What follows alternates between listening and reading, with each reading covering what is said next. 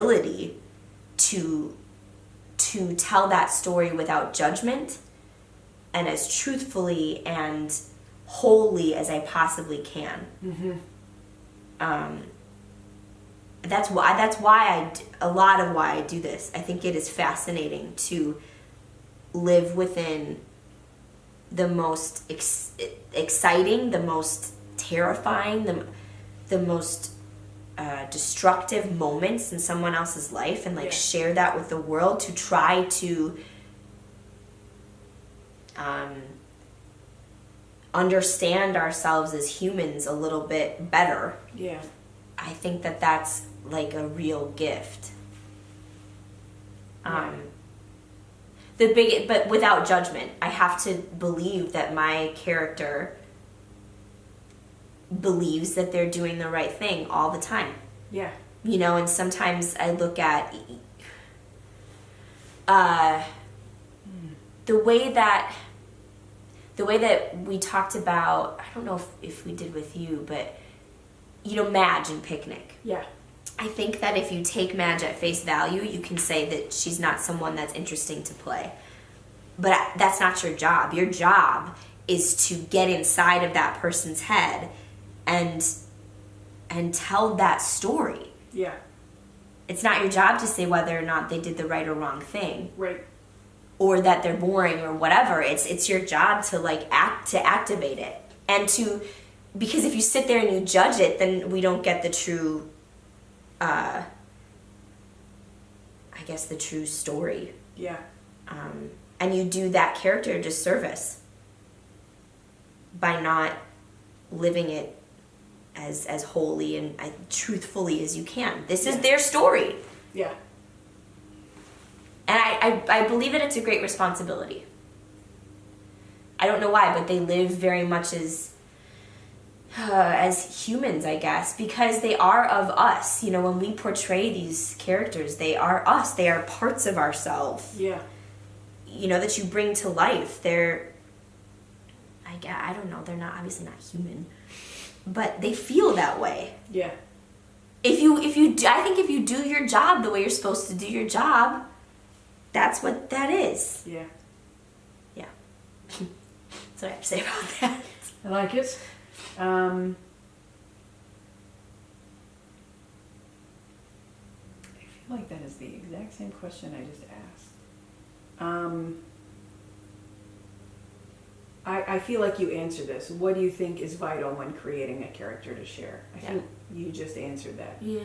Truth and honesty and no judgment.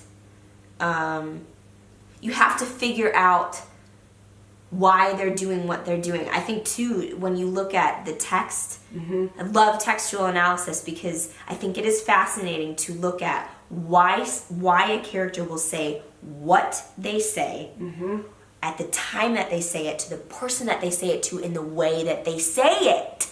There is a difference between hi, hello, how are you, and it can be so informative when you're looking at these relationships. That can tell you the whole scene in one word. I think that is fascinating. Why are they doing this now, and why are they saying it that way? And what does that mean about them on the inside? Yeah. Nice. That was really, yeah. What areas of being human do you think you're more aware of now than you were before doing this project? Well, I would say that I think I'm a little bit more patient. I looked at him and was so judgmental of him, and then spent some time with him, and now think about some of the things that he said, even though I don't need to think about them. And I think that as elementary as that lesson is, it's like, look, Emily, the understanding that people are not going to be like me, and that doesn't mean anything about them as people. Yeah. And I know that's I should understand that. I should know that. But it really, I walked away from the interview and I was like, see, this is why you do this, because this man is very nice and has a lot to say.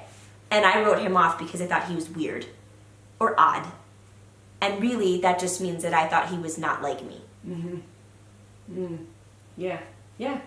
So I think and just to have patience with people. Everybody's going through shit and you have no idea what they're going through. So like, just take care of yourself. You get to choose.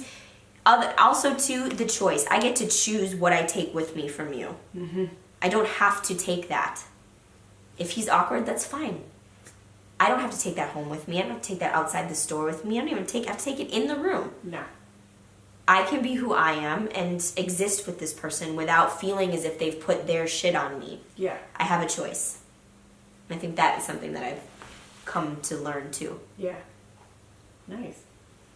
Well, I mean, it's not just the community member, right? But it's a lot of it.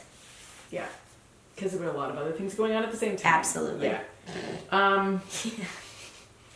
Where or how did this project connect you as a person and as an actor with your subject? That's a really vague question. Do you have anything? Well,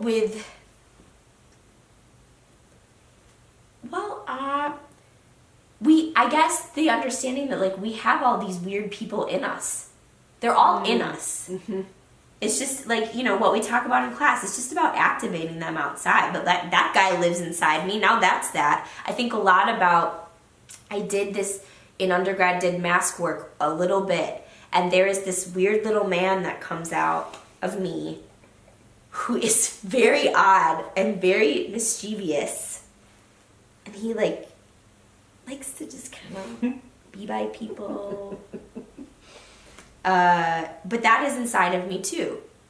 And how, through studying others, we can find those dark corners of ourselves and transform ourselves in a healthy way too. Yeah. That's not about destroying myself to create this other monster or it's about